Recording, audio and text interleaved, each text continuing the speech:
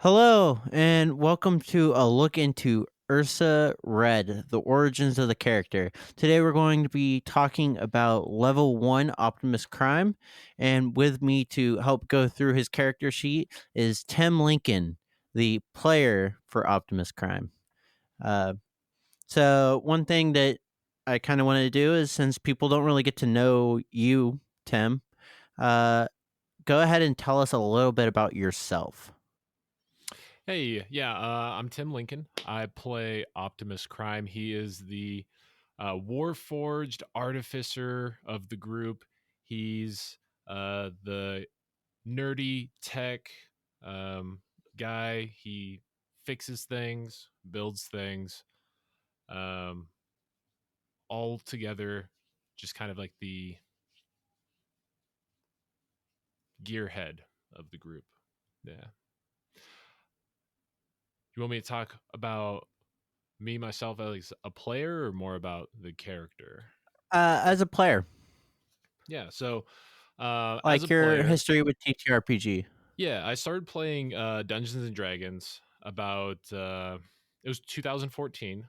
I had just graduated high school, and my older brother Daniel and I would go to this card shop where we would play Magic the Gathering with our friend Michael, and we saw one night that there was like a D&D group there, and we neither of us had played before, but we thought it would be fun.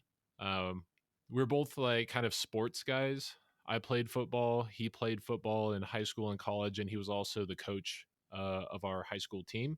So we were more like kind of athletic guys, not really super deep in the nerdy world, but we were kind of started doing more of that. So we were playing Magic the Gathering. We started actually doing LARPing as well, which is that live action role play. You run around with like the foam swords and shields, and we started Mhm. doing D&D as well. We joined a group there that was just an open session, and the first game we were just absolutely ridiculous. The DM gave us like some pre-made character sheets, said like, hey, here's some people who don't show up anymore, you can take over their character. And he got like a halfling rogue, and I got a human cleric. And yeah, it just went from there. I made my cleric a Rastafarian cleric who had like a bong strapped to the back of his shield, and he prayed to Jah. And yeah, we were just having a blast. I'm sure the other people at the table thought we were really annoying, brand new, didn't know the rules, but they were pretty open and welcoming to have us there. Our group started to grow to where we had too many people there, and one of the other players offered to split off, and the main DM stayed with the people who had been there for a while, and our friend Ian Klein ended up starting a second group that we played with. Ian got me and my brother a lot deeper into the world of TTRPGs. So we weren't just playing D&D anymore. I think it was, I don't remember what D&D we were playing. I think it was like 3rd edition, maybe 4th edition at the time, Mhm. 2014. But he introduced us to Pathfinder. Mhm. So he was like, hey, this is like 3.5, way more combat focused, more kind of like a gritty game. So we went over to his house every week. We were playing Pathfinder. And then he also introduced us to another game called World of Darkness, which has now been rebranded as Chronicles of Darkness. And that's like a dystopian horror kind of game where it takes place in like a modern setting. Mhm. And it's all about like, hey, the world around you isn't what you think it is. There's vampires and werewolves and ghosts and specters and all these things happening that the average person every now and then gets a glimpse of. And Mhm. you've been drawn into this world. And it's just a D10 kind of system. You only roll D10s. And it was just really cool. We had a ton of fun playing like a horror game. It was my first time playing like a horror themed TTRPG. Um, Fell off of Yeah. D&D for a little bit, but my brother for Christmas bought me. a Star Wars tabletop role playing game. It was the Edge of the Empire role playing system. So he got me the books, he got me the dice and all that, and I ended up DMing my first game. Um, got some friends together. We met up at a coffee shop downtown. We started playing, and then we eventually moved to like our church's basement after church on Sundays. And so we ran one campaign in that Star Wars system. We finished that one off, and the players liked it, so they bought me like a one shot, not a one shot. It was like a pre-made campaign book that we ran Mhm. through. So we ran through that one as well, and then I ended up joining the army in 2019. So we put that game away, and I hadn't played D&D for a while until just last year when we were um,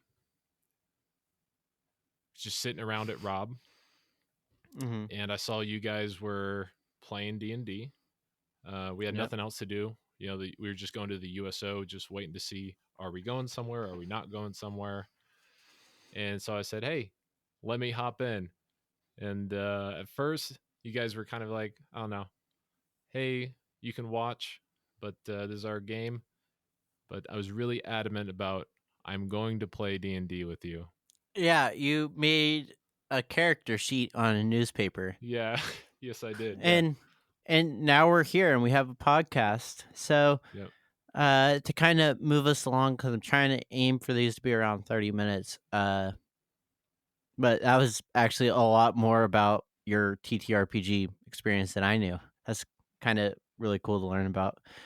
Before you started, before you started making decisions Hmm. on crime, did you have like a vision for who you wanted him to be? Maybe like you wanted him to be a big damage dealer, or you wanted him to be like this from some type of media. Did you have an idea for the character, or the fighting style, or the class, or what? Yeah, What did you have in originally, mind? the character that I wanted to make for this campaign, Ursa Red, was nothing like Crime is right now. It was actually going to be um, a fighter, kind of like ex Space Marine chick. Um, and it was going to be more like fighter barbarian, kind of like that. And then um, after talking with some other people in the group and kind of looking up Artificer, I thought Artificer might be a cool thing to play. And when I found out it was more like sci-fi, I was like, hey, let me play a robot. I had a little bit of difficulty in character creation because I didn't have a full concept of what I wanted to play. And I wasn't Mhm. sure. So everyone else was making characters, and I kind of felt like I was behind the curve on it. And so when everyone came up with their names, they were like, "What's your name?" And I'm like, I don't know. So as a joke, I just said Optimus Crime. Everyone laughed and everyone loved it. And for about like 2 weeks, I was still planning on changing the name. And then it came around to the day of the recording, and I ended up just sticking with Optimus Crime. But my idea and why I was struggling with it at first was was imagining him to be more of like computer hacker kind of tech guy, not as much Mhm. like um artifice. I didn't know how to mesh together like sci-fi and Dungeons and Dragons 5e because they don't really go together that well. There are other game I systems that I feel are better suited for it, but I feel that Mhm. working together, we were able to find like a good balance. And like I realized I just needed to uh, do more, a little bit more creativity and improv in how I describe my spells as things that my robot artificer does. Alright, yeah. So kinda getting into some of the choices here. So, for your race, you are a warforged. Warforged is a race from the realm of Eberron. I think realm is the right word. Um, Hmm. and so right here I've got, Eberron Rising from the Last War, which is on D&D Beyond, and I'm looking at the warforged class. So, we've got some.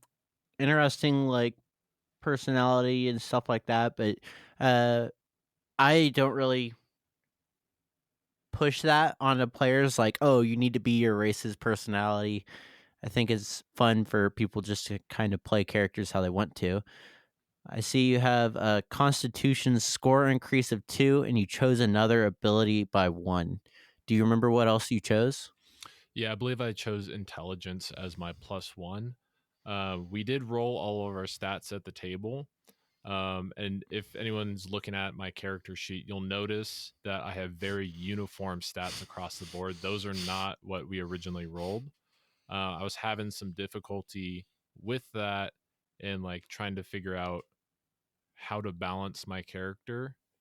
And so while talking with you, our Mhm. GM, you allowed me to move 1 or 2 points around, and I ended up with this spread that I have here with strength 12, dexterity 12, constitution 16, intelligence 16, wisdom 10, charisma 10. And the Mhm. reason I ended up doing it like that, it's a very unusual spread for a D&D character, but I felt that as like a robot would be more uniform and like average in some areas and more specialized in other areas. As a artificer kind of geeky nerdy tech guy, he would have both a higher constitution being made out of metal and a higher Mhm. intelligence with slightly above average strength and dexterity, and then below average or below average wisdom and charisma. Yeah. Uh, the next thing that it brings up is your age. It says you're a warforged is typically between 2 and 30. Did you follow that in your character creation, or did you just come up with a random? I did, yeah. So with the world of Eberron, the reason it's there's no Warforged above 30 is because they were created for the war that happened Mhm. about 30 years ago. So with that in mind, how I fit that into our world was that I'm a robot and I was created by my parents who Mhm. made me that 10 years ago. So I'm only 10 years old in this world, but that doesn't define necessarily like I'm not going to put that 30-year constraint on all of Ursa Red and say that there are no robots older than 30 years. Mhm. That doesn't make sense, but that's how old I am. I was made 10 years ago. All right. So, constructed resilience. This is kind of there's a really cool little trait of Warforged. So you have advantage on saving throws against being poisoned, and you have resistance to poison damage. You don't need to eat, drink, or breathe, which is hilarious because crime has He's faked doing multiple all three of Yeah, those he's things. multiple times done all of those. Like the sniff sniff is hilarious to me. You are immune to disease. You don't need to sleep, and magic can't put you to sleep. So you have uh centuries rest. Yeah, this is the caveat to the sleep is that he does need to power down. Mm-hmm. When you take a long rest, you must spend at least 6 hours in an inactive, motionless state rather than sleeping.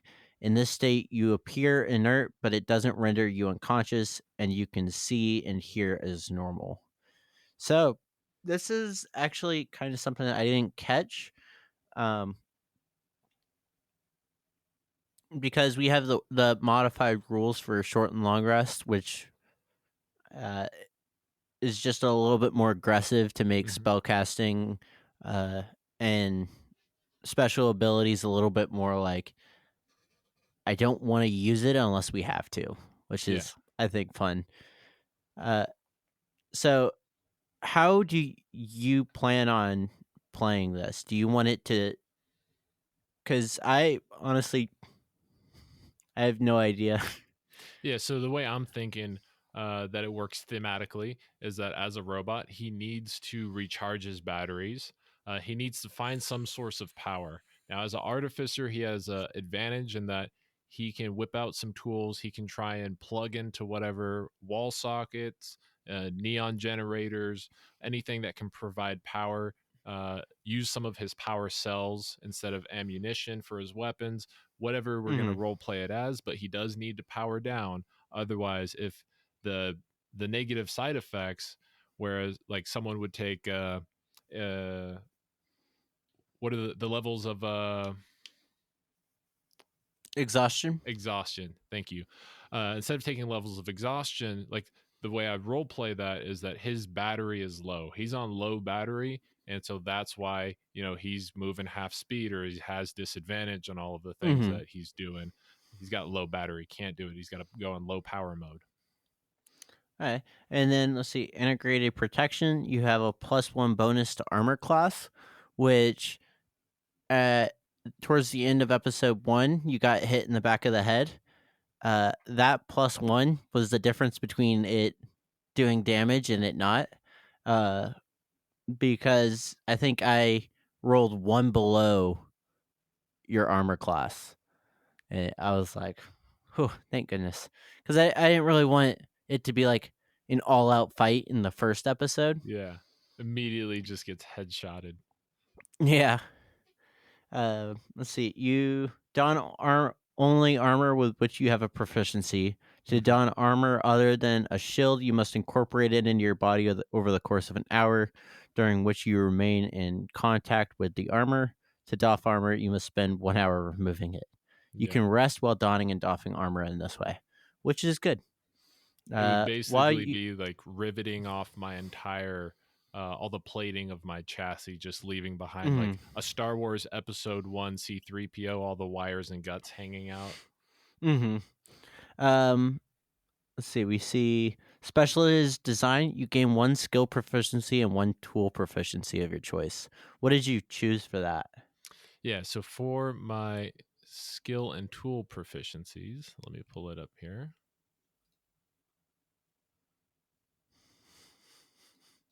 Where'd it go?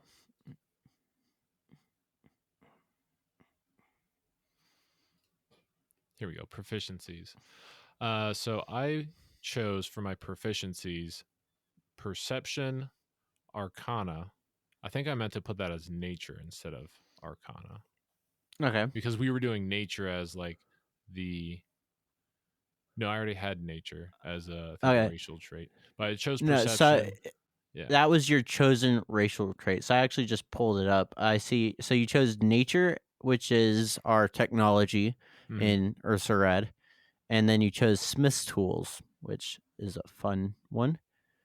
And then in addition to common, you speak Quarry. Yes. What is Quarry? That's a great question. I don't know what it is, but it was part of the world anvil. You said there was a lot of them in the under, so I Oh, chose that. okay. Sorry. I Uh, completely. Yeah. Okay. I believe it's The like some root kind of of all evil. is it And some kind of like elf offshoot or something like that, right? yeah, it's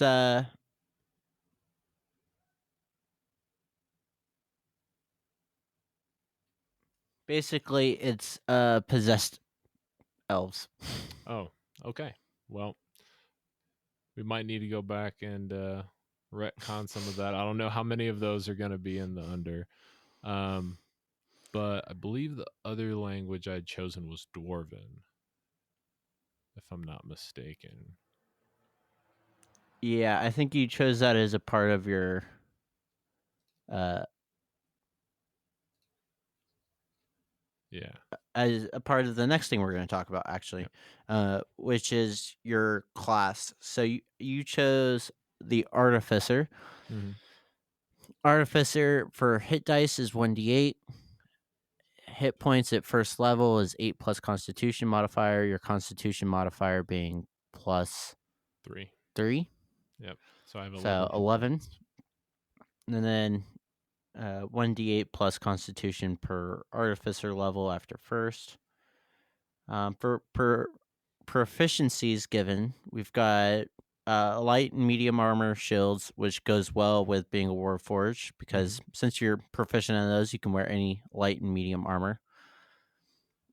We've got simple weapons, thieves' tools, tinker's tools, and one type of your choice, and you chose brewer's supplies. Yeah, brewer supplies. We had established in our session 0 that Karg and Optimus both worked at this kind of worked quote unquote at the street bar. Like Hmm. so I figured, hey, why not have brewer's supplies or kind of like a wet bar, the ability to make drinks on the fly, kind of. And in one of the episodes we ended off with that. All right. And then saving throws, constitution, intelligence. Makes sense. And then for your skills, you chose perception and arcana. Hmm. And then you also gain the first level class features of magical tinkering, which lets you uh, put a spark of magic into different things. It says at first level, you learn how to invest the spark of magic into mundane objects. To use this ability, you must have thieves' tools or artisan tools in hand. You then touch a tiny non magical object as an action and give it a magical property. So I'm excited to see when that starts or when that shows up in the game because it's not really like big things, but when used correctly can kind of add a nice little spice to the game. And then you have first level spell casting. So as a first level artificer, you have two cantrips, and then it's half of your artificer level plus your intelligence modifier. And since you're level one, rounded down, that is one, I believe. And for full transparency, I didn't realize how many spells I could learn until just right before this recording. So we've gone through up to episode 4 with me only having one cantrip and one spell. Yeah. So, maybe did you add spells to your character sheet I did, yeah. since? Okay, Yeah. So then I have the refreshed. cantrips Shocking Grasp and Spare the Dying. Okay. Shocking Grasp, the way I'm going to role play that is as a robot. Um, I have maybe like a built-in taser. I'm thinking R2D2 style. You run Yeah. up and it's a melee attack, zap the person. Um, Spare the Dying, I view that kind of as in roleplay perspective, the same thing, but maybe using it more tactfully as like a defibrillator instead of using it as full voltage to try and damage someone. Yeah, Uh, absolutely. for And then yeah, oh, if you want to, you can. I'm Yeah, just I'll go kinda through here the to rest of guide the things. spells. Yeah. At first level spells, I have Disguise Self. Um, so Disguise Self, how does a robot disguise himself? I mainly got that one because he does have, from a mechanics point of view, he has disadvantage on stealth. So I felt that disguise self would help in roleplay scenarios. And it was kind of part of the backstory we created for my character was that him and his brother went to a club and he made a mess at the club and he got kicked out. And now he tries to get back in by putting on a fake mustache. So he doesn't look any different. He's just a robot wearing a big fake mustache trying to sneak in back into this club where him and his brother went. Um, Okay. Identify objects. So identify says you choose an object that you must touch through the casting of the spell. If it's a magic item or other magic imbued object, you learn its properties and how to use them, whether it requires attunement, how many charges, etc., etc. As an artificer, one of Optimus Crime's kind of character traits is that if he sees some piece of technology that he finds interesting or unique, or he's just curious about it, he wants to get his hands on it. He wants to learn about it, analyze it, take it apart, like taking apart a clock or a watch or a CD player or something like that, so you can learn the inner workings of it and then hopefully put it back together. And then the last one, Tasha's Caustic Brew. This is the only spell that I've really been using for the last couple episodes. A Mhm. stream of acid emanates from you in a line 30 feet long and 5 feet wide in a direction you choose. Each creature in line must succeed on a dexterity saving throw or be covered in the acid. A creature covered in acid takes 2d4 acid damage at the start of each of its turns, unless it wipes itself off, cleans itself. Mhm. So I roleplay that one as um, that as a robot and as an artificer who does metalworking. Maybe he's got some kind of, um, low potency acid that he uses for like etching into metal or something like that. Something that's not going to melt him, but, could be damaging to people who are soft and fleshy. And he's got the ability to just spray a stream of it out at people when he chooses. Yeah. And that's gonna cover spells. So things in your inventory right now. It says crossbow light. Crossbow light is actually a gun. Uh, you have a light hammer. Hmm. Is that a light hammer? It is a light hammer, yeah. So, um, Crime has his hammer, which he uses as part of his tool belt he carries around. He can Mhm. use it for it's a nice heavy duty, dense hammer. He can use it for smithing and for And other. and that's what you hit the young man with the balloon in Yes, yeah. Episode 1, I try to in episode 1. attacking one of the or was it episode 2? I think that was episode 1. Episode 1, yeah. I threw the hammer. It's a thrown weapon. And then it completely missed and bonked a guy in the head. And then you have a mace, but the mace is actually a plumbing Yeah, it's like a big wrench, old pipe wrench. pipe wrench. There we Yeah, go. My I brain imagine just like one of spaced those out. big red wrenches, that you can adjust, and so that's his mace that he carries around. So if you saw Crime walking around with his tool belt, with hammers and pipe wrenches, you would assume maybe he's some kind of maintenance robot. But he definitely, if provoked, can use those tools to defend himself and the people he cares about. Yeah. And then the source of your disadvantage on stealth is right now you currently have integrated scale mail medium armor, which gives you AC of 14 plus dexterity, which is 1 plus class feature, which is 1. That gives you an armor class of 16, but disadvantage with stealth. Yeah. He's not You going to be also sneaky, clunking around as a giant 6'6" robot. He might think he is. He might attempt to sneak in somewhere, but he's definitely a big chonker. yeah. You I think we've pretty much covered everything. Is there so now we kind of get away from the character sheet a little bit, and I want to ask if you have any aesthetic choices, any little Easter eggs about your character that don't necessarily add to the performance Hmm. of Crime, but when you picture him in your head, maybe Yeah, like there's the exact same model of Crime as Crime, but this is one of those things that uh like makes it to where this one's Crime. yeah, absolutely. I'm gonna start just with like my character concept of why he looks the way he does. So I drew a lot of inspiration from a couple of different sources. So one of them being um, Pathfinder from Apex Legends. That's why he has the screen on his chest. Another one being Chappie and the robots from the movie Elysium.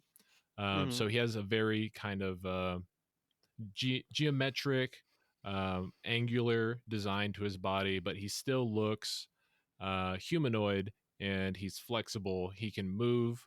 He can uh, has full range of motion, and the Elysium robots, they were like kind of like, I guess, police robots, something like Mhm. that. And then another piece that I took was from the TV show Lost in Space, where they find a robot that protects one of Danger, the Will characters. Robinson. Yeah, exactly. Danger Will Robinson. And so he's very protective of one of the main characters there, and his face will change colors, and he'll glow from like blue to red if he's like happy or angry. So I kind of took all of that as inspiration and put it together to create um, Optimus Crime. Um, Easter egg about him that doesn't may not really affect the game that much. Um, so I was thinking the other day that Mhm. I woke up and I'm getting older. My elbow was just hurting for no reason. I might have like smacked it on the dresser when I was sleeping or something. But I was like, he's a robot, and robots, you don't normally think of them as having aches and pains and the same kind of thing we deal with as humans. But why not? Why not give him a little bit of a anthropomorphized trait that's more human? So, he's got a bad elbow too. He's got an elbow that sometimes he's got to put a little oil or grease on the grease points there. He needs to do a little bit of extra care and maintenance on it to make sure it's functioning well.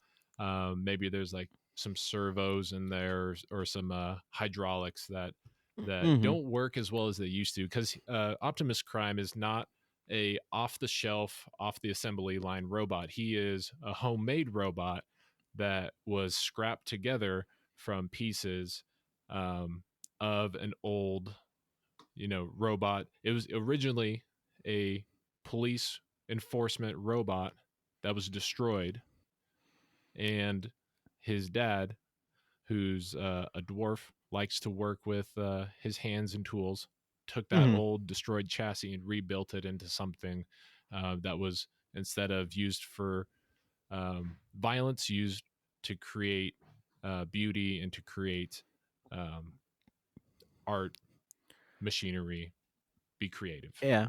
I hope at some point we so Mr. Somebody also has those aches and pains. I hope at some point we have this beautiful like moment where crime is teaching Mr. Somebody how to maintain his arm. He's Yeah. just like, I've been doing this for as you said you're 10 years old. You're like, Yeah. I've been doing this for 7 years. Yeah. It really helps get Exactly. the hitch out of your elbow. Just Yeah. like some like goofy little moment where it's like Gets the so juices flowing back in there. yeah. With that, I think we've covered everything. We got a little bit more insight into you as a player. We've got more insight into little special things about crime. Feel free to or get onto Patreon. We're working on getting you guys content on there so that our Patreon subscribers get a little bit more access. Get involved with our Instagram comments, things like that. I don't know if at the time of this we're already going to have released the name of our logo, but look forward to that. And every Thursday at 6:30 p.m. Central European Time, 12:30 p.m. New York or Eastern Standard Time. Is that what that is? Yeah. And and then I believe it would be 6:30 a.m. Uh, Pacific Time, if my math is right. Listen to Ursa Red on Spotify, on YouTube, my roommate's Apple home, Podcast. and Apple Podcasts. I don't know if you can hear the music, but my roommate's home. So, uh, have a great day. Thank you for watching. Yep. Thanks, everybody. Have a nice day.